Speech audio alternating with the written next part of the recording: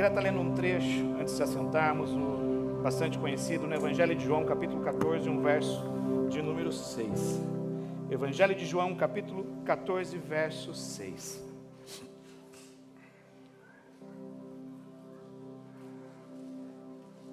Amém?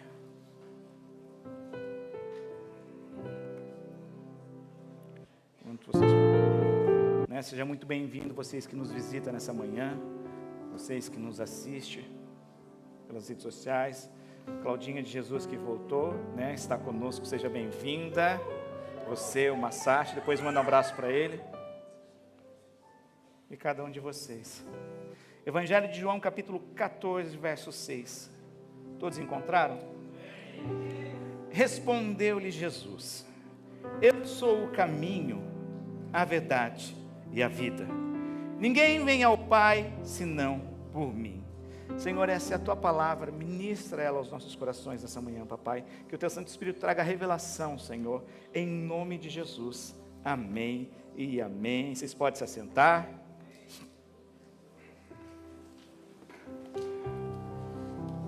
É a primeira vez esse mês que estou vindo da igreja, né? No primeiro domingo eu precisei ir lá para Nagano, semana passada precisei estar em Requinã, e hoje nós estamos aqui. Amém? Nós lemos esse texto em resposta de Jesus aos seus discípulos. Jesus estava num momento íntimo ali com os seus 12 discípulos, e estava dando algumas instruções importantes acerca das coisas que iriam acontecer. Ele estava compartilhando coisas que em outro momento ele não compartilhara ainda, e nesse momento ele fala que ele vai precisar ir, mas ele não nos deixaria só. Ele vai concluir mais lá na frente, e ele fala que vai procurar, vai preparar um lugar para nós. E nisso Tomé pergunta: mas para onde sabemos, como saberemos qual é o caminho? E Jesus dá essa resposta a Tomé, e ele fala: Tomé, eu sou o caminho, a verdade e a vida. Ninguém vem ao Pai se não for por mim. E ele fala mais, no verso seguinte, ele fala: olha, se vocês conhecessem mais a fundo, vocês veriam a mim e veriam o Pai, mas vocês ainda não estão entendendo. Então nós precisamos entender que Jesus está declarando aqui, está afirmando algo muito importante. Ele está falando que Ele é um caminho, Ele está falando que Ele é a verdade e Ele é a vida. Então podemos declarar que Ele é um caminho de verdade? Amém? Nós podemos declarar que Ele é um caminho de vida? Amém? A verdade é boa por quê? Porque ela liberta. E Ele veio com esse propósito. Ele fala 4 capítulos antes, no capítulo 10, Ele fala: eu vim para que tenham vida, e vida em abundância. Amém? A gente vai trilhar um caminho que está descrito lá no Evangelho de Lucas, capítulo 7, a partir do verso 11. Evangelho de Lucas, se você puder deixar aberto, Evangelho de Lucas, capítulo 7, a partir do verso 11. Amém? A gente vai estar lendo um trecho de uma situação delicada, que diz assim, Evangelho de Lucas, capítulo 7, verso 11 em diante, até o 17, diz assim a palavra do nosso Deus. No outro dia, dirigia-se Jesus a uma cidade chamada Naim, e iam com ele os seus discípulos e numerosa multidão. Como se aproximasse da porta da cidade, eis que saía o enterro do filho único de uma viúva, e grande multidão da cidade ia com ela. Vendo o Senhor, se compadeceu dela e disse: não chores. Chegando-se, tocou o esquife, e parando os que conduziam, disse: jovem, eu te mando, levanta-te. Sentou-se o que estivera morto e passou a falar. E Jesus o restituiu à sua mãe. Todos ficaram possuídos de temor e glorificavam a Deus, dizendo: grande profeta se levantou entre nós. E Deus visitou o seu povo. E essa notícia a respeito dele divulgou-se por toda a Judéia e por toda a circunvizinhança. Amém? A gente está falando aqui de uma situação onde é conhecida como uma das histórias onde se demonstra a maior compaixão de Jesus por uma situação. Tá? Esse capítulo 7 de João é conhecido por essa de Lucas, é conhecido por essa compaixão. Eu quero que a gente entenda todo esse ambiente, tá? Que está acontecendo. Se você puder voltar ao capítulo 7 até o verso 1, diz assim, Evangelho de Lucas capítulo 7, verso 1, diz assim: tendo Jesus concluído todas as suas palavras dirigidas ao povo, entrou em Cafarnaum. O que acontece? Ele estava ali proferindo o sermão do monte, ele estava passando ensinamento aos seus discípulos, e ele conclui todas as ideias, todos os ensinamentos com os 2 fundamentos. Se você ouvir e colocar em prática, é como um homem prudente construir a casa na rocha. Se você ouvir e não praticar, é como um insensato construir a sua casa sobre a areia, tá? E nisso começa essa história. Quando? No capítulo 7. Então Jesus, depois de ensinar todos os princípios de vida para uma multidão, ele pega e ele vai para Cafarnaum, tá? Essa história toda então começa ali em Cafarnaum. O porquê nós precisamos saber? Por quê? Porque toda vez que a Bíblia faz questão de mencionar algo, uma região, um nome, tem uma importância. Então nomes ou regiões para nós pode representar algumas vezes ciclos nas nossas vidas, pode representar estações. Então Jesus, depois de passar ali os ensinamentos que Mateus vai contar no capítulo 5 de Mateus, dele, Lucas está citando aqui, e Jesus entra em Cafarnaum. O que significa Cafarnaum? Cafarnaum significa vila de Naum. Parece que não muda muita coisa, mas o que significa Naum? Um lugar de compaixão. Aí muda tudo. Então Cafarnaum é conhecido como uma vila de compaixão. Uma vila de compaixão. Então, para nós entendermos que Jesus vai demonstrar, vai ali operar um milagre, onde ele se compadece de uma pobre viúva, e onde é conhecido como o maior sinal de compaixão de Jesus, no decorrer da caminhada dele, a gente precisa entender que essa história parte de uma vila de compaixão. Se nós não tivermos compaixão, nós não conseguimos entender a dor das outras pessoas. Concorda comigo? Agora é interessante, nós lemos essa história do verso 11 ao verso 17, e nós sabemos o final. E isso muitas vezes ameniza a dor dessa história, porque não é nossa pele. A gente pensa, estava tudo tranquilo, Jesus encontrou com ela, vai ressuscitar, mas a gente precisa entender que quando nós não sentimos a dor, nós às vezes não conseguimos ter compaixão. Por quê? Porque compaixão representa tudo isso, você ter a dor, entender a dor da outra pessoa. E às vezes é fácil a gente pegar e apontar, fazer drama, ela está fazendo drama. Não, a dor que não é sua, não diga que é um drama. Agora eu quero que você entre nessa história. Imagina na noite anterior, como estava a casa daquela viúva. A Bíblia faz questão de mencionar que ela era viúva, por quê? Porque ela já tinha perdido o marido. Não é tão simples assim naquela época. Ela tinha perdido a fonte o mantenedor da sua casa. Não existia mais. Mas salvo, ela tinha um filho ainda. Não sabemos a idade desse filho, mas era um jovem. E Jesus vai entrar nessa história quando ela tinha perdido a última esperança. Naquela sociedade, talvez ela tenha que mendigar. Dependendo da idade dela, talvez, dependendo da circunstância, ela poderia correr o risco de talvez ter que se prostituir para se manter viva. Agora eu queria que você entendesse, nessa história, a gente leu no verso 11, que Jesus então entra em Cafarnaum com uma multidão. E ele vai e depara com uma multidão saindo de Naim. Então a gente está falando de duas multidões. E nós não sabemos quantas pessoas tinham compaixão daquela viúva. Porque você sabe que até hoje existem pessoas curiosas, né? Que estão no velório e vão no velório só para saber quem morreu. É bíblico, Jeremias, o próprio Deus fala, olha, chame as carpideiras. Que são carpideiras? Quem carpe não. As que choram. Mulheres que eram pagas para chorar. Imagina estar aqui chorando. Nossa, devia ser uma pessoa importante, né? Que pessoa era essa? Era comum. Mas a gente sabe que tinha muitas pessoas curiosas. A gente sabe que dentro dessa multidão, eram poucas as pessoas que estavam se compadecendo da história daquela viúva. Você concorda comigo? Então a gente precisa entender que está vindo uma multidão que segue um mestre, que é o caminho, a verdade e a vida.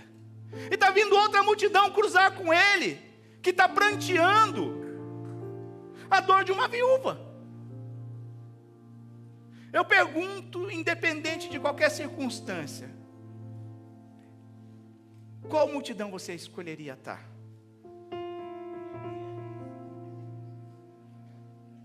Amém? Mas o que nós falamos, algumas vezes define qual multidão nós temos seguido. Se Jesus é vida, Ele emana vida. Mas se a minha boca fala só palavras de morte, vai dar errado. Só fazendo uma observação, tá? Vocês que ouviram o testemunho do João, quando ela falou, a Hiromi falou que recebeu uma carta de despejo, não é porque estava com o aluguel atrasado, tá?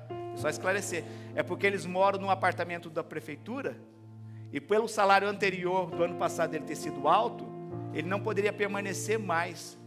Porque está acontecendo isso na maioria dos dantes, né? Dependendo do salário que você ganha, você não pode. Por quê? Porque o dante é destinado a salários baixos. Acontece com algumas pessoas. Então era nessa situação. Mas o que acontece?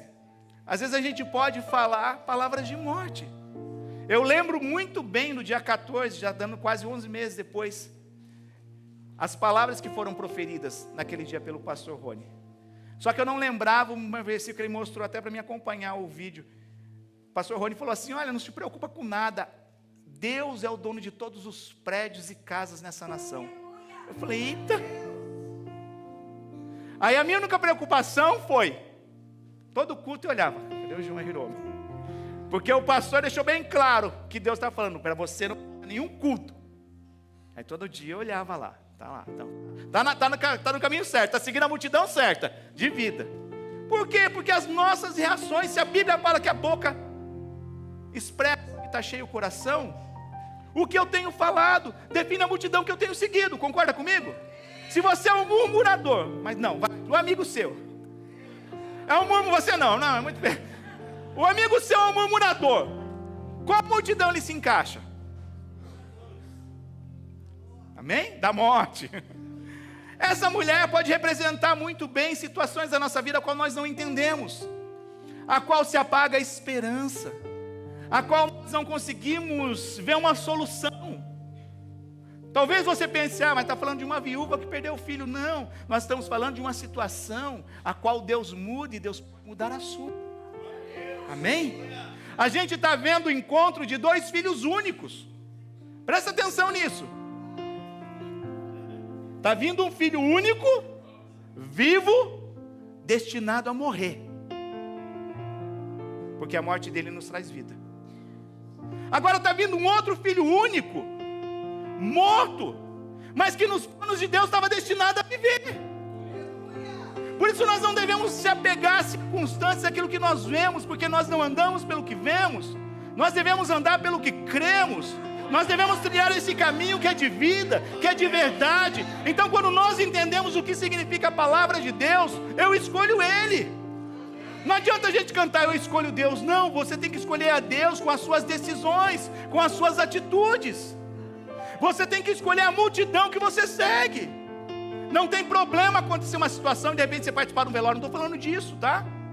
Até a Bíblia fala, é melhor você estar num lugar onde há um velório do que numa festa. Porque aí você vai colocar a mão na consciência em algum determinado momento e vai refletir na sua vida. Mas o que eu estou falando é que nos dias após dia, o inimigo está cortando o som. Em cada dia das nossas vidas a gente tem que parar e analisar qual multidão eu estou seguindo.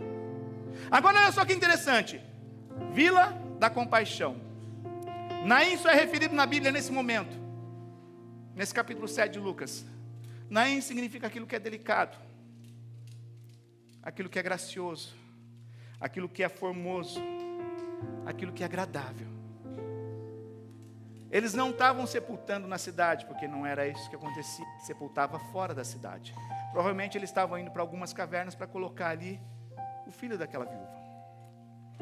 Ela precisa sair desse lugar de conforto, ela precisa sair desse lugar agradável, ela precisa sair desse lugar cômodo, para ter um encontro com o autor da vida. Quantas vezes a gente olha e sabe que está desmoronando o mundo? Aí você pergunta para a pessoa, está tudo bem, pastor? Tá, e a sua vida? A minha está firmada na rocha. Minha mãe sempre pergunta, tudo bem, meu filho? Acontece, vê as notícias, fala, mãe, enquanto tiver crente, não se preocupa. Em nome de Jesus, eu vou permanecer crente até o final, até o meu último suspiro. Então, fica tranquila, mãe, não se preocupe comigo, porque eu estou firmado na rocha. Mas o problema é, o que a gente tem vivido nesse lugar de conforto, está confortável, está agradável? Ou a gente encontra situações como a viúva? Nesse exemplo, ela perdeu o filho. Mas quantas coisas as pessoas têm perdido e não se levantam para lutar? Por quê? Porque Naim representa, está tudo tranquilo. É aquela pessoa que o mundo está desmoronando, né? Me perdoem homens, mas homens são mais devagar. Homens, por que aconteceu? Por que saiu? Por que terminou? Por que separou? Que ela estava dando sinal lá, estava mandando sinal da fumaça, para você não viu. E vai acontecendo. Aquela mulher precisou sair desse lugar para encontrar uma multidão que gera vida.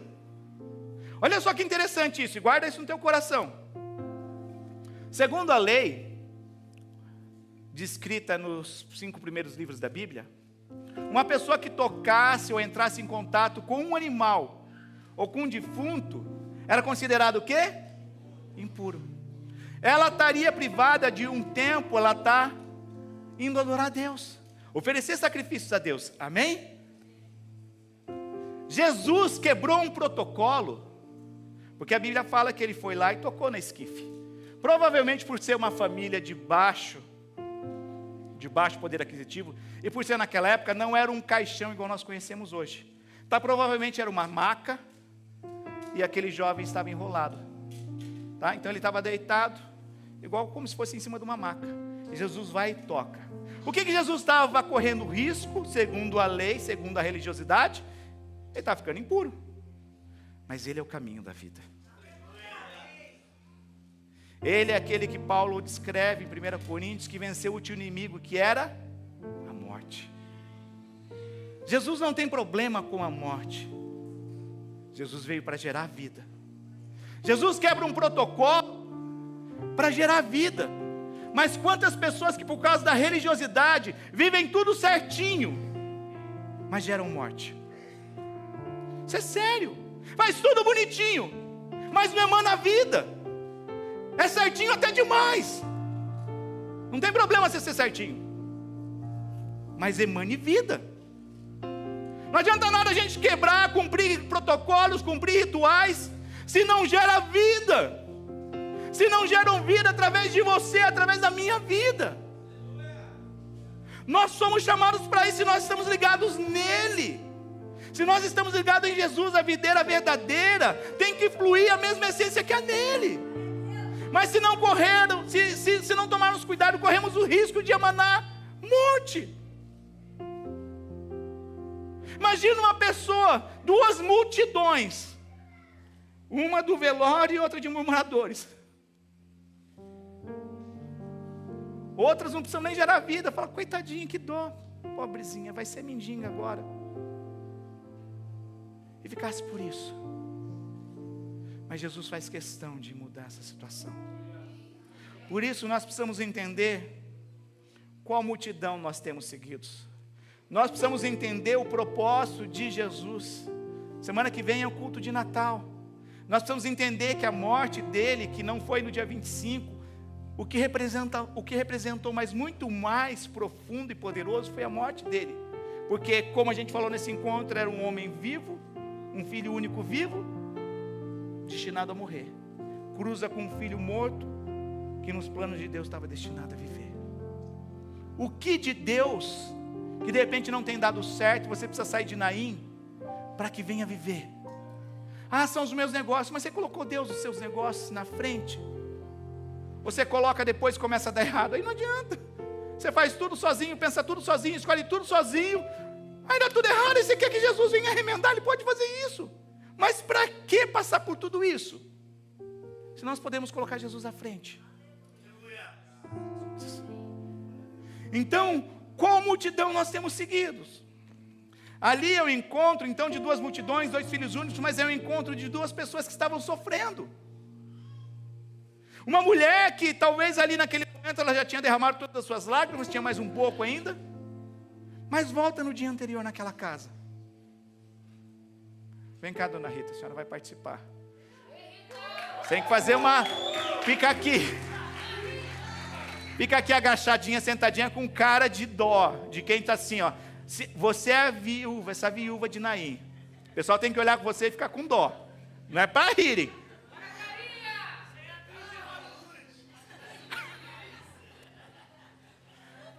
Fica aí, tá? Como eu falei, a gente lê a história inteira. E a gente muitas vezes não se compadece porque fala, deu certo. Mas essa viúva não sabia que ia dar certo. Essa viúva estava num local que era agradável. Essa viúva estava num local onde era confortável. Quantas pessoas talvez vieram na noite anterior se compadecer dela? Mas nós temos um Deus que Ele sai da vila de Cafarnaum. Ela vai ganhar o Oscar, né? Não precisa exagerar. Quantas pessoas têm saído da vila de Cafarnaum? Jesus sai. Deus talvez não esteja presente nas nossas situações em carne e osso, mas Ele está presente em espírito, assim como o Espírito Santo está. Assim como Deus sente, consegue entender as nossas dores, consegue se compadecer. A Bíblia fala que Ele passou por todas as tentações, porém sem pecar, e venceu. Então pensa numa pessoa que entende o que você passa. Pensa numa pessoa que entende o que você sofre, o que te causa dor. É Jesus. Por quê? Porque Ele sai de um lugar que se chama lugar de compaixão, para cruzar. Mas só que para essa mulher, que não sabia o que ia vir no outro dia, não sabia o que ia acontecer no outro dia, Jesus já sabia.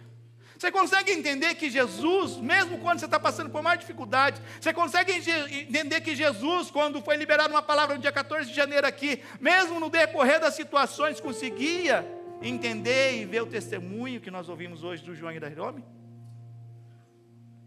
Talvez não, por quê? Porque o final dessa história não está escrito. Mas o que eu e você precisamos entender é que tudo que Ele mostrou e escreveu serve de base para nós caminharmos, serve de base para nós inspirarmos. E fala, uau, a situação aconteceu isso, nessa situação aconteceu aquilo, uau, eu vou me apegar a essa multidão que gera vida, eu vou grudar nele, porque por mais que as pessoas não estão tendo compaixão, por mais que as pessoas não estão sentindo, Ele sente, Ele percebe. Você consegue crer nisso? Por que nos abalamos então, se nós sabemos o final da história toda? Porque sentir na pele não é tão simples, irmãos. Uma coisa é você dar tapinha nas costas. Muito obrigado, dona Rita. Uma coisa é você dar, uma coisa é você sentir e dar um tapinha nas costas e falar, toma um Doril, uma Novalgina. Você está com dor de dente. Outra coisa é você sentir a dor de dente. Não é tão simples assim. Mas você consegue entender que Jesus sentiu dor de dente, Jesus sentiu todas as dores a qual nós passamos, para poder se compadecer de mim, de você? Você consegue crer nisso? Amém?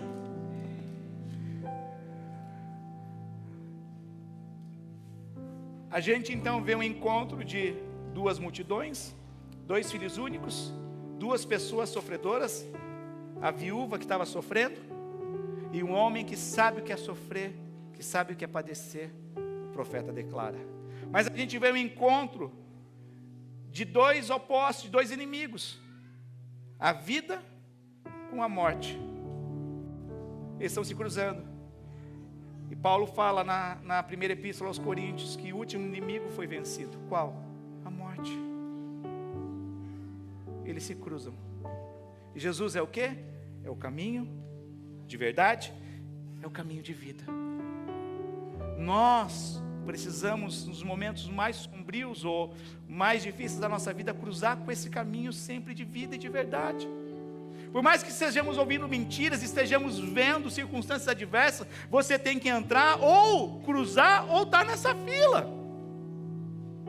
Você acha que Jesus estava fofocando quando entrou em Naim? Você viu lá, teve um monte de gente que estava pregando lá no Sermão do Monte, dormiram. Você viu lá que eles comeram a mais quando eu multipliquei os pães. Olha só, teve gente que tentou levar escondido. Você acha que era essa conversa que rolava nessa multidão? Era uma palavra testificado por Pedro.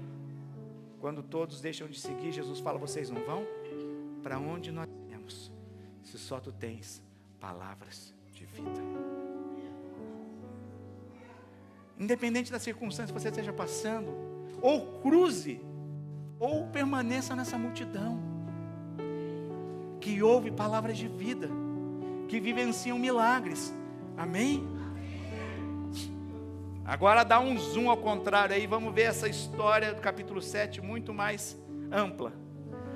No capítulo 7, no começo, vai contar a história de um centurião, um homem que tomava conta de 100 soldados romano, um povo opressor. Imagina um centurião romano chorando, coitadinho, adorando a Deus no lugar dessa viúva. Não condizia para a posição dele. Ele foi chamado a ser autossuficiente, ele foi chamado para não ter compaixão, ele foi chamado para vencer batalhas. Eu estou aqui, inimigo é para destruir. Mas esse centurião entra na história, e um centurião a gente pode deduzir que talvez ele ele era um gentil, mas que talvez nunca tivesse ouvido Jesus pregar. Mas ele talvez ouviu as histórias de Jesus. Um servo dele se compadece, não era o filho dele, era um servo dele, uma pessoa que ele poderia pegar e falar: olha, vai lá e compra outro escravo, esse aqui está doente, não serve para mais nada. Mas não é isso que nós vemos na Bíblia. A gente vê um homem que tem compaixão, um homem que não é da cultura judaica, um homem que não tem ensinamento, um homem que não leu a Bíblia, um homem que não conhecia, mas ele fica sabendo que há um Jesus que é um caminho de vida, ele fica sabendo de um Jesus que é um caminho de verdade, e ele manda seus amigos até ele. Os anciãos ali de Cafarnaum falam: olha, é lícito Jesus, ele é nosso amigo, ele ajudou a construir, ele mesmo ajudou a construir a sinagoga. E Jesus então vai, porque onde há morte, onde há, Jesus precisa cruzar. E ele sai, ele vai. O que acontece? Quando Jesus está indo, aquele centurião talvez nem pensou que Jesus ia dar atenção. Ele só mandou chamar. Quando ele fica sabendo que Jesus está indo, o que ele faz? Ele manda pessoas e fala: olha, eu não sou digno que entre na minha casa, mas diz uma palavra e ele vai ser salvo. Essa é uma das poucas vezes, são 2 vezes que Jesus fica exclamado, fica maravilhado com a fé. Uau! É nessa vez e na filha da mulher endemoniada, a mulher que tinha uma filha endemoniada. E uma terceira vez que era com a pouca fé. Não pôde fazer nenhum milagre ali, ele fica espantado por causa da falta de fé. Mas ele vai ficar espantado com a fé desse centurião. E o que acontece? Jesus nem precisa ir, ele libera uma palavra de vida, e na mesma hora o que Jesus fala? Uau, nunca vi tamanha fé nem Israel. Aí ele sai de Cafarnaum e entra em Naim, e encontra uma situação triste, onde ele se compadece, onde ninguém pede nada para ele, onde era uma vila, onde tinha alguns judeus. Não sabemos se ali tinha alguns fariseus, mas ali tinha um povo que buscava a Deus. E quando nós estamos de repente numa situação tão triste, tão sem esperança, a gente não consegue entender e nem saber que é Jesus que está vindo ali. Diferente do centurião. Para o centurião, Jesus falou: que tamanha fé. Para essa viúva de Naim, ele não fala nada, ninguém pede nada. Ele se compadece, olha para ela, e a única coisa, a palavra que ele refere a ela: não chores. Ele muda essa situação, por quê? Porque ele é o caminho de verdade, ele é o caminho de vida. Passada essa situação, havia ali alguns discípulos de João Batista. É só para você entender esse capítulo 7 da compaixão. Esses discípulos de João Batista vão remeter e vão noticiar até João Batista. O que acontece? João Batista, o profeta que o próprio Jesus nessa passagem vai falar que na terra não há ninguém maior do que ele. Ele foi o precursor do Messias. Ele foi aquele que sabia quem era o Messias, profetizou, batizou e falou: eis o Cordeiro de Deus que tira o pecado do mundo. Mas por causa de prisões, começou a haver confusão, começou a haver dúvida. Você consegue entender a compaixão de Jesus por um homem que não era da mesma religião que a dele? Uma mulher desamparada, uma viúva desamparada, um profeta que estava confuso, não sabemos se João Batista estava com crise de ansiedade, mas ele estava preso por falar a verdade. Não é lícito, rei, você casar com a sua cunhada. E o que acontece? Jesus vai lá e fala o que vocês estão vendo. Os cegos vêm, os mortos são ressuscitados, os enfermos são dados. E está tudo tranquilo se alguém não escandalizar em mim. Depois que os discípulos saem, é onde ele enaltece e exalta João Batista. E eis que digo para vocês que na terra não há ninguém nascido de mulher maior que ele. Não há ninguém na terra. Mas no céu, ele vai ser pequenininho. É outro assunto. Acaba essa história e ele vai para a casa de um homem, a qual recebe ele. Aquele homem estava ali só para testar. Aquele homem estava ali só para ver se Jesus ia, Jesus vai. Era costume, tá? A gente não vai se adentrar, mas era costume você ir e se oferecer água, você lavar os pés. E nada disso estava acontecendo. Mas a Bíblia fala de uma mulher pecadora que se arrependeu. Esse capítulo 7 é concluído aí. Por uma mulher a qual o dono da casa falou: se ele fosse profeta, ele saberia quem é essa mulher. Jamais ele permitiria ela se aproximar dele. Mas a gente está falando de um homem que toca esquife e não fica impuro. A gente está falando de um homem que quebra protocolos, mas gera a vida. A gente está falando de um homem que não olha para a situação atual nossa, mas ele consegue discernir e separar pecado do pecador. A gente está falando de um homem que veio da Vila da Compaixão. A gente está falando de um homem que consegue entender a minha dor e a sua dor. A gente está falando de um homem que, por mais que os olhos da sociedade condenem, acusem e julguem, não somente ela, mas o próprio autor da vida, Jesus pega e quebra. Ele pega e fala: eu sei o que você está pensando. Eu sei o que você está pensando. E Jesus pega e fala assim: era um fariseu que ele foi jantar, Simão. Verso 39, capítulo 7, ele fala assim: ao ver isto, o fariseu que convidara disse consigo mesmo: se este fora profeta, bem saberia quem e qual é a mulher que lhe tocou, porque é pecadora. Agora eu pergunto para você: esse Simão fariseu não era pecador também, como mulher? Se Paulo declara no livro de Romanos que todos pecaram, destituídos estão da glória de Deus. Mas sabe o que é o problema? É que aquela mulher, o pecado dela era na carne, era visível, era a mulher de uma vida promíscua. Mas o pecado daquele fariseu, ele conseguia enrustir um orgulho, uma soberba, ninguém vê. Dá um sorrisinho aqui, dá outro sorrisinho ali, ganha uns tapinhas nas costas, dá outro tapinha nas costas, mas ele estava tão pecador quanto aquela mulher. Sim ou não? O problema é que às vezes a gente entende e julga. As aparências enganam, irmãos. A gente olha e fala: uau. E a gente de repente pode correr o risco de olhar uma mulher pecadora e falar: isso daí não serve para nada, ninguém quer. Mas Jesus olha o quê? Deus olha o quê? Coração. Dirigiu-se Jesus ao fariseu e disse: Simão. Jesus, ele é doce, sutil. Uma coisa tenho a dizer-te. Olha só o fariseu sem pecado aparente. E ele respondeu: dize-me, mestre.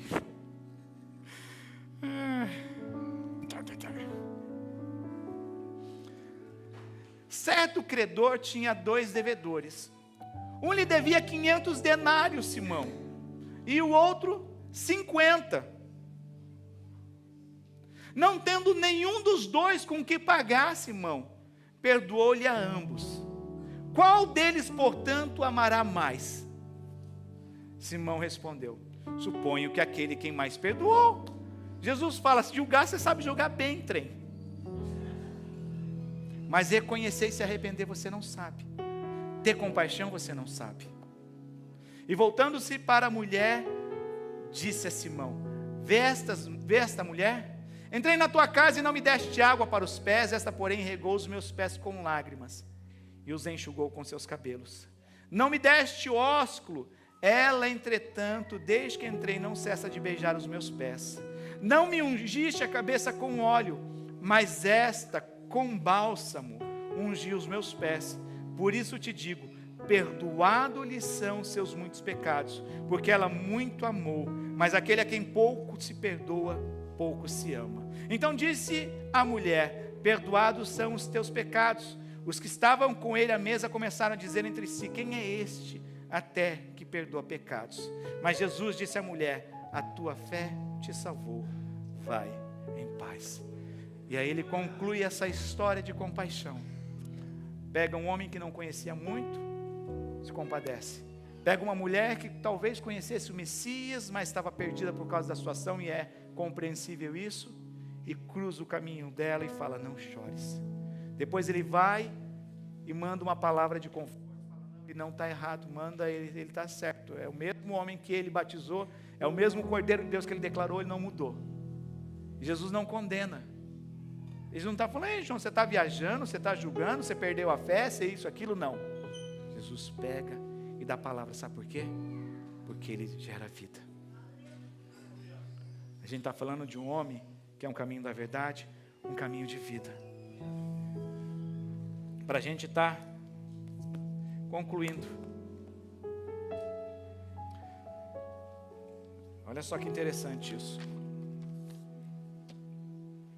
Morto fala, mas sabia que morto ouve?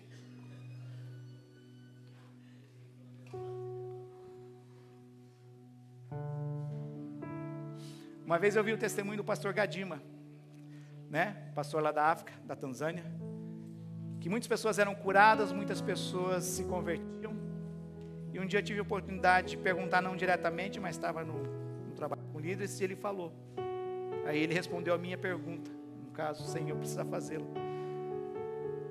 Ele falou que ele não sente, porque nós não andamos sentimentos. Ele falou: mas você sente que alguém está curado, tem alguém com dor nas costas? Ele não, ele sabe que existe um Deus que cura, e ele libera palavras de vida.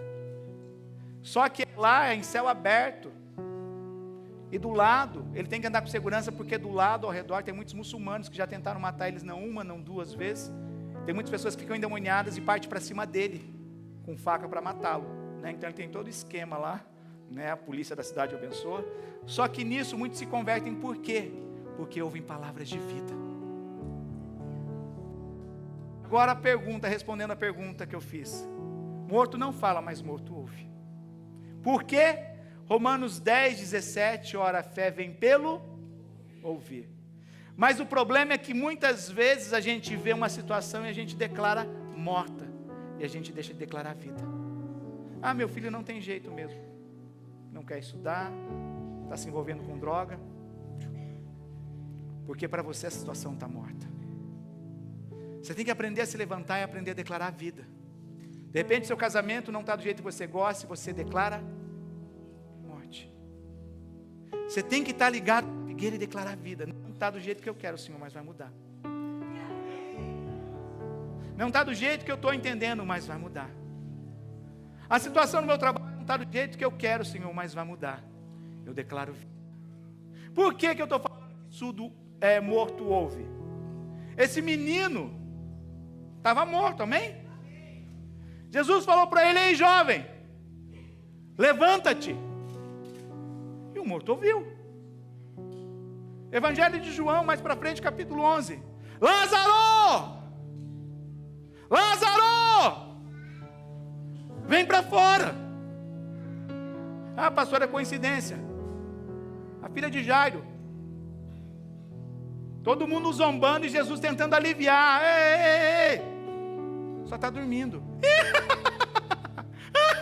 não sabe de nada. Ei. Jesus manda sair todo mundo.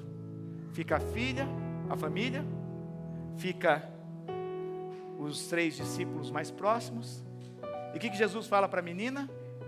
Talita cumi, que traduzido é: menina, eu te ordeno, levanta. Eu pergunto para você, morto não ouve? Hein? A gente tem base bíblica.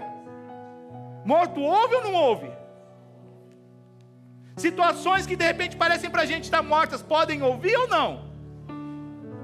Então temos que se levantar, aprendendo a declarar vida, irmãos. Você tem que seguir essa multidão, ou você tem que fazer parte e manifestar. Mas existe uma multidão que emana a vida, porque está seguindo o caminho da verdade, está seguindo o caminho da vida. Eu não sei como você entrou aqui hoje. Talvez você pode ter entrado por aquela porta seguindo uma outra multidão, mas ei, através do que nós lemos no Evangelho de Lucas, no capítulo 7, você está sabendo que existe um que é autor da vida. Você entendeu que hoje existe um que se compadece das circunstâncias. Você entendeu que existe um que, por mais que pessoas não estejam olhando para você, ele olha e te vê e sente a sua dor. Mas saia de Naim, saia desse lugar agradável. É agradável parecer que está tudo bem. A gente está virando um pouco japonês, a gente não gosta de incomodar. Ei, a gente é brasileiro, sangue é latino, caliente. Você vira nos 30, berra, roda. Gente, o brasileiro quando quer, consegue as coisas. Mas o problema é que é fácil ficar no lugar agradável. Postar uma fotinho no Instagram de Naim. Estou em Naim aqui. Lugar confortável e agradável. Estou em Naim.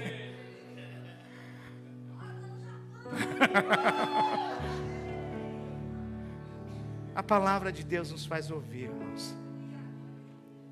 Independente do que aconteça, declare vida. Declare palavras de vida. Declare vida. Qual multidão temos seguido? Qual multidão nós escolhemos? Escolha fazer parte dessa que gera vida. E tudo vai ser diferente. Por quê, pastor? Porque a gente tem um ano para encerrar. E a gente pode encerrar esse ano de cabeça erguida, declarando vida. E a gente tem um ano para começar. E a gente pode começar esse ano declarando por tudo que está morto: vida, vida, vida. Esse ano eu vou viver o sobrenatural de Deus. Eu declaro vida. Esse ano eu vou expandir o reino, eu vou viver o sobrenatural de Deus. Eu declaro vida, vida. Irmãos, o sobrenatural é o que é natural. Quando eu fiquei sabendo da história, o pastor tem os nossos cuidados, preocupações. Eu falei: onde que é a casa dele, pastor Tange? Em Ândio. Eu sei quanto custa uma casa em Ândio. Mas Deus quis que fosse ali. Porque na profecia, né, ele até mostrou, eu não lembrava disso, porque foram muitas palavras liberadas. Ele falou: eita, tá firme, né? O ano que vem ele está conosco aí, não sei quando, mas ele vai estar. Tá firme? Tá. Ei, Deus é o Deus que é dono de todos os prédios do Japão. É o dono de todas as casas, eu nem sabia disso. Mas ele se assegurou essa palavra de vida. A minha única função, a minha única incumbência foi ver se ele estava vindo receber todo dia a palavra de vida e estava seguindo a multidão de vida. Estava. É engraçado, quem que é o irmão que você falou que todo dia falou: ó, irmão, sua bênção está chegando? Quem que é? É o Tom? Não. É um irmão que está ali no canto. Por quê? Porque o irmão também ouviu que foi liberar uma palavra de vida. Mas sabe quais são as boas novas? Deus não tem uma palavra de vida só para ele, Deus tem uma palavra de vida para mim e para você. Que a gente possa se levantar, cruzar com essa multidão, ou fazer parte dela. Porque existe um Deus que tem um caminho de verdade e tem um caminho de vida. Qual é a verdade, pastor? Que você é amado, que Ele escolheu você, que Ele nos outorgou autoridade quando nós cremos no nome dEle. Qual é a verdade? Que Ele tem um chamado para mim e para você. Qual é a verdade? Que Ele é o Deus que cura. Qual é a verdade? Que Ele nos deu dons Qual é a verdade? Que Ele morreu por você e por mim por amor. Qual é a verdade? Que há esperança. Qual é a verdade? Agindo Deus, quem impedirá? Qual é a verdade? Levanta você que dorme. Qual é a verdade? Ele fala para Marta e para Maria: ainda que esteja morto, viverá. Qual é a verdade? Eu sou o caminho, a verdade e a vida. Amém? Convido você a se colocar de pé. Eu queria orar nesse dia com você. Antes de orarmos, eu queria fazer uma oração específica, é verdade, eu estou esquecendo. Deus tem me dado experiências, né? Eu falei com visões, com nome. Semana passada a gente estava lá em Requinã e Deus me deu um nome, né? E eu falei, veio uma jovem ali, Deus mostrando a singularidade. Você não é um na multidão. Por mais que você escolha seguir uma multidão que está seguindo o mestre que gera vida, você não é qualquer um, você é singular. Amém? E Deus tinha dado algumas visões. Aí na segunda ou na terça-feira, a gente até brincando, eu com a pastora, a gente falou: profeta de casa não faz muito milagre, né? Ela pegou e falou assim comigo: podia pedir para Deus dar uma visão da igreja, né? Da igreja. Eu falei: amém, né? Aí eu na terça-feira, eu acabei, estou falando isso para você entender de onde veio a visão. Aí eu estava acabando de dar a aula do Ender, aí daqui a pouco fechei assim, veio. Foi mais ou menos assim, tá? A visão que eu tive. Eu vi uma mulher prostrada aqui, com uma vela na mão, tá? Ela estava prostrada aqui com uma vela na mão e chorando. E eu começo a perguntar para Deus: o que é isso? Aquela vela é devoção a algo que não é Deus. Eu não estou falando que ela acendeu uma vela em casa, eu não estou falando que está, mas eu estou falando que ela está depositando todas as fichas dela em algo que só tem consumido a vida dela, não tem gerado vida como nós falamos hoje. E Deus quer mudar essa situação. Se tem alguém que se encontra nessa situação, você que tem sido consumido por uma circunstância, ou de repente alguém prometeu algo para você, de repente você está ali, você recebeu uma promessa de um chefe, de um parente, alguém que falou: não, eu vou ajudar, e aquilo está te consumindo e não está mudando nada. É sobre essa circunstância que eu vi claramente, assim, uma mulher bem aqui, ajoelhada com uma vela assim na mão. Tem alguém que se encontra nessa situação, eu queria orar por você. Eu te convido, vem aqui para frente, tá? É uma mulher que eu vi, ok? E hoje de manhã, hoje de madrugada, quando eu estava orando, lá por volta da 1h pouquinho, eu fechei o olho e veio um nome. Veio o nome de Fernando. Se tiver algum Fernando, tá, no nosso meio aqui hoje, ou que nos assiste, eu queria estar orando depois por você, tá? Por que Deus às vezes fala nome? Para mostrar que você é singular e a peculiaridade do amor dele por você, do cuidado dele por você. Ele faz a gente pegar e lembrar para mostrar para você que você não está perdido. Existe um Deus que te vê, existe um Deus que te reconhece. Amém? Tá? Então, se tiver alguém nessa situação, eu queria orar com você. Tá? Se não tiver, amém. Eu vou alinhar para ver se eu estou ficando doido depois. E agora eu queria orar por você, que ouviu essa palavra. Você é uma mulher? Só para a gente orar específico, tá? Se tiver mais alguém, se puder vir alguma líder, alguma pastora orar com ela. E eu quero orar por você que nessa manhã recebeu essa palavra e entendeu que existe um caminho de verdade, existe um caminho de vida, para ser cruzado ou para você fazer parte. Você que entendeu que existe um Deus que tem compaixão de você, eu quero te convidar a sair desse lugar e permitir cruzar com esse caminho de vida, aquele que muda qualquer circunstância, qualquer realidade, aquele que traz esperança quando não há, aquele que torna coisas impossíveis e faz delas possíveis. Eu quero orar por você, que nesse dia quer voltar para sua casa, ou cruzando esse caminho com Jesus, ou falando: Deus, eu quero seguir o mestre, eu quero fazer parte dessa multidão que declara vida. Talvez o que Deus quer te chamar é para você se posicionar de uma maneira mais firme, e seguir essa multidão com mais convicção, declarando vida na sua casa, Talvez não é você que está passando por essa situação sem esperança de perca, mas talvez pessoas que você conheça. Por isso eu quero te dar essa oportunidade, eu quero te convidar, vem à frente. Você que deseja cruzar com esse caminho de vida de Jesus, ou você que quer falar, Deus, eu quero fazer parte com mais afinco dessa multidão, eu te convido, vem à frente para que a gente ore por você. Não tenha vergonha, não tenha medo, não tenha dúvida. Deus quer fazer grandes coisas, meus irmãos. Deus quer fazer grandes coisas na sua vida, mas principalmente através da sua vida. Através da sua vida. Talvez o que tem faltado é liberar palavras de vida. Eu te convido, vem à frente para que a gente possa juntos orarmos e falarmos, Deus, me posiciona, limpa o meu coração, me ajuda a seguir essa multidão, Senhor. Me ajuda a fazer parte dessa multidão que algumas vezes pode ser certinha, mas vai quebrar protocolos quando for para gerar vida. Não adianta, igreja, você estar no seu lugar e ser tudo certinho e achar que está tudo bonito, se não tem gerado vida.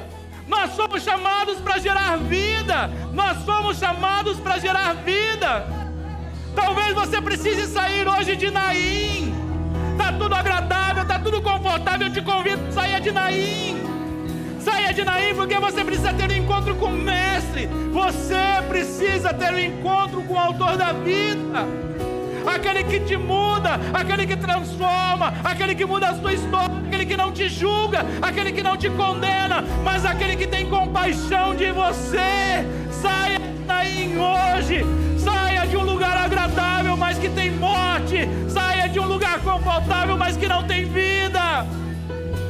Oh Pai, ora machori andarabachai.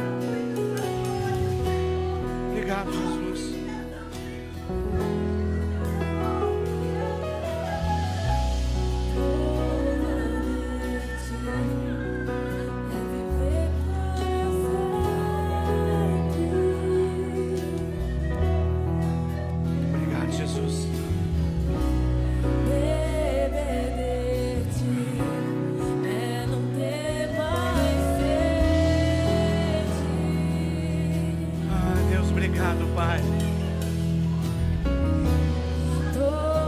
Senhor,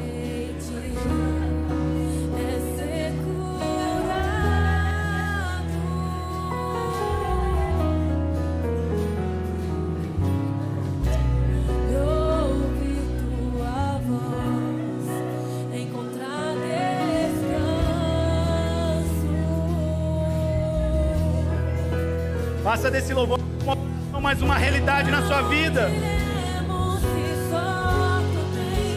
A vida eterna, o caminho, a verdade, a vida tu és. Pra onde iremos se só tu tens a vida eterna, pão da vida do céu que desceu para nós.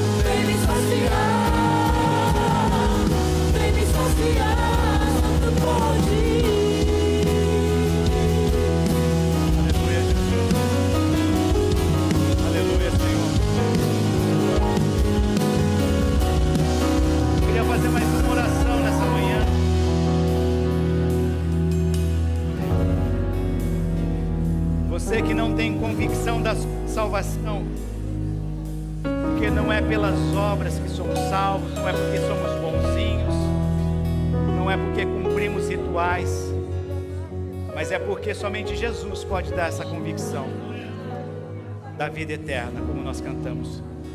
Mas algumas vezes, para e temos essa concepção que necessitamos de salvação, o que a salvação te proporciona? Ela tira o medo da morte. Se você tem medo de morrer, talvez você é uma pessoa, um ótimo candidato a receber Senhor Salvador da sua vida nessa manhã. Mas para que nós possamos ter esse entendimento, nós temos que sair de Naim. Como eu falei, Naim é confortável, é agradável. Mas o lugar que você está, o que você tem vivido, te traz a paz que excede todo entendimento? Te traz a convicção da vida eterna? Se não, é uma grande oportunidade para você nessa manhã. Eu quero orar por você que entendeu que Naim não gera vida eterna, que Naim não gera vida, e quer sair do seu lugar para receber o Senhor Jesus como Senhor e Salvador. Vem aqui à frente para que a gente possa orar por você. Não perca essa oportunidade. Se tem alguém que gostaria de se reconciliar, ou pela primeira vez recebê-lo como Senhor e Salvador, eu te convido a sair do seu lugar e vir aqui à frente para que a gente possa orar com você. Amém? Se não tem ninguém, a gente vai dar continuidade, mas se tiver, gostaríamos de orar. Amém? Tem uma pessoa ali no fundo. Glória a Deus.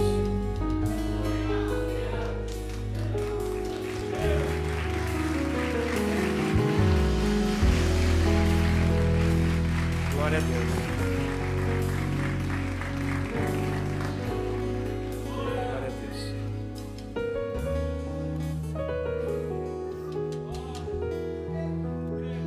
Não tem nenhum Fernando mesmo? Se tiver, não perca essa oportunidade. Vem cá para que a gente ore por você, Fernando. Eu não te conheço, mas existe um Deus que te conhece.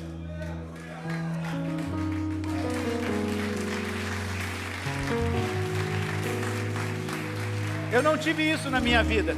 Eu não sei se você visita a primeira vez. Mas por que acontece tudo isso? Vamos marcar esse dia na sua vida. Você crê nisso, igreja? Eu te convido. O presbítero Bruno, você pode orar. Vem cá, Felipe, orar com ele também. Felipe da Evelyn. Ore para que Deus marque esse dia na vida do Fernando. Está orando aqui e a gente vai estar orando. Vendo, Kátia? Não é só o Senhor que sabe seu nome, tem um pastor que sabe seu nome também, ó. Seu nome? Bruno? Amém. Eu queria que você estendesse as mãos para cá, apontando para a vida do Bruno e da Kátia, e juntos como igreja vamos repetir essa oração. Eu queria que vocês repetissem essa oração, amém? Bruno e Kátia. Senhor Jesus, eu reconheço que eu sou um pecador, mas também reconheço que o Senhor morreu naquela cruz para perdoar os meus pecados e para me dar vida eterna. Por isso hoje eu abro o meu coração, a minha vida, para te receber como Senhor e Salvador dela, e eu também recebo o teu perdão em nome de Jesus. Amém e amém. Presbítero, você pode orar por eles? A gente vai estar orando pela vida. Não é só uma oração que nós fazemos, é uma oração de vida, irmãos. É uma oração de vida, Bruno. É uma oração de vida, Kátia. Vocês vão voltar diferentes para suas casas nessa manhã.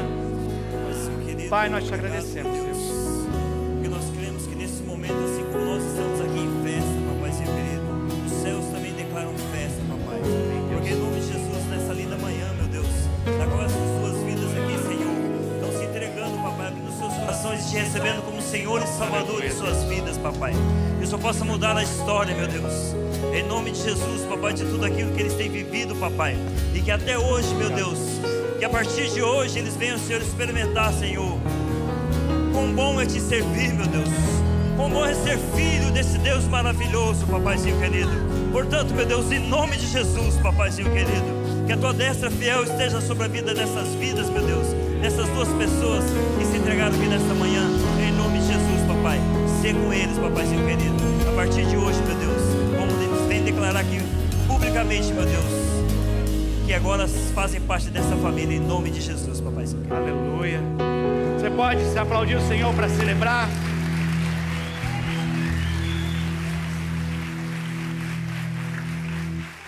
Irmãos, por que eu não tenho medo de falar que eu tive uma visão?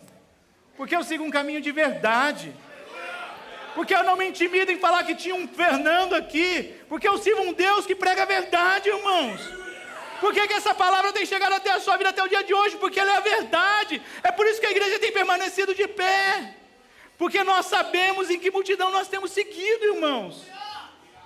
Eu queria que juntos nós celebrássemos a vida, declarando que não vai parar a igreja do Senhor. Nós estamos de pé, irmãos. Você está de pé, você não está sozinho. Não esmureça. Não esmureça.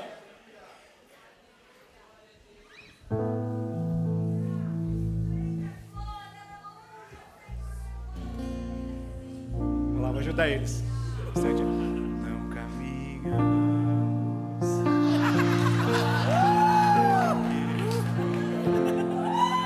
O que nos move é o que não só nação santa. Somos a igreja.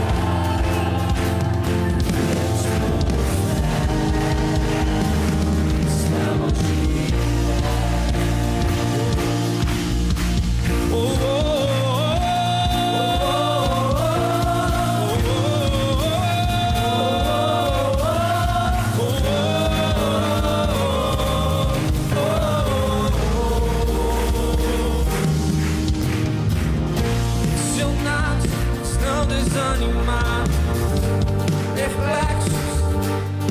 não desesperado. Você está de pé, irmão. Estamos de pé. Perseguidos, mas não abandonados. Abatidos, mas não destruídos. Estamos de pé. Não caminhamos pelo que vemos. O que nos move é o que nós cremos. Nação santa, somos a igreja. Vivemos com fé. Estamos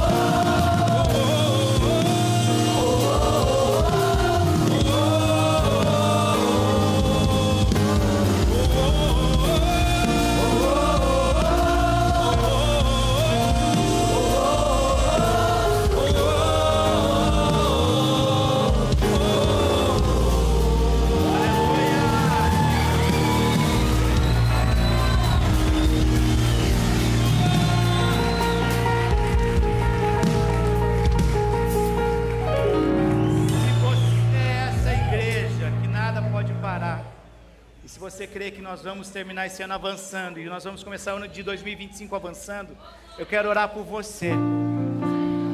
O que nós vimos hoje, e Deus revelar um nome, Deus revelar um sonho, isso vai ser fichinha, perto do que Deus vai fazer. Eu sei que tem pessoas buscando por curas instantâneas, e nós veremos isso.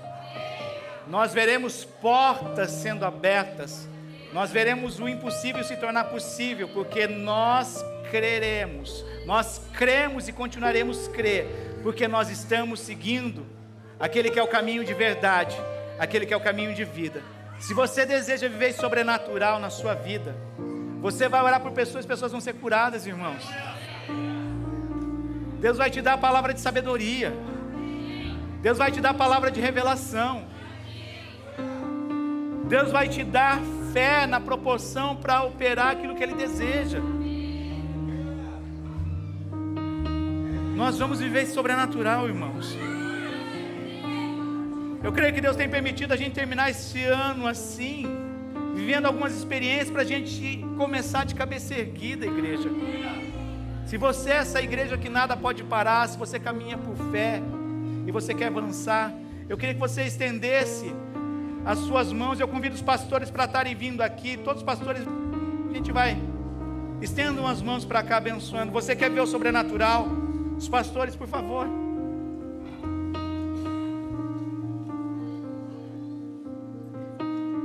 Vem os presbíteros também.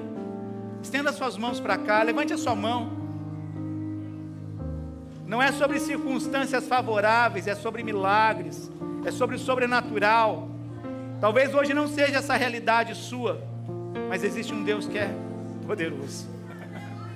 Existe um Deus que tem compaixão, amém? Pai, nós te agradecemos como igreja, como líderes, como pastores, papai. Pedimos a tua bênção, Senhor. Deus, talvez o sobrenatural é a salvação da nossa casa, Senhor, é a salvação da nossa família, Deus, e nós liberamos palavras de vida, nós liberamos palavras de cura nessa manhã. Pai, aonde houver enfermidade, Deus, a tua cura chegando, aonde houver uma porta fechada, a chave que abre portas que ninguém fecha, Pai, entrando nessa fechadura, Senhor, em nome de Jesus nós declaramos, papai, um final e um começo de 2025 vivendo o teu sobrenatural, porque nós estamos na multidão que segue o Mestre, que emana vida, Senhor, que vida venha a ser emanada de cada casa representada, no trabalho, Senhor, o sobrenatural venha acontecer nas escolas, Senhor, na nossa família, na nossa vizinhança, papai, em nome de Jesus, Senhor, em nome de Jesus, Senhor, é o que nós te pedimos e nós declaramos sobre a tua igreja que tem permanecido de pé, Senhor, em nome de Jesus, em nome de Jesus. Quem crê, diga um amém. Aleluia, aleluia.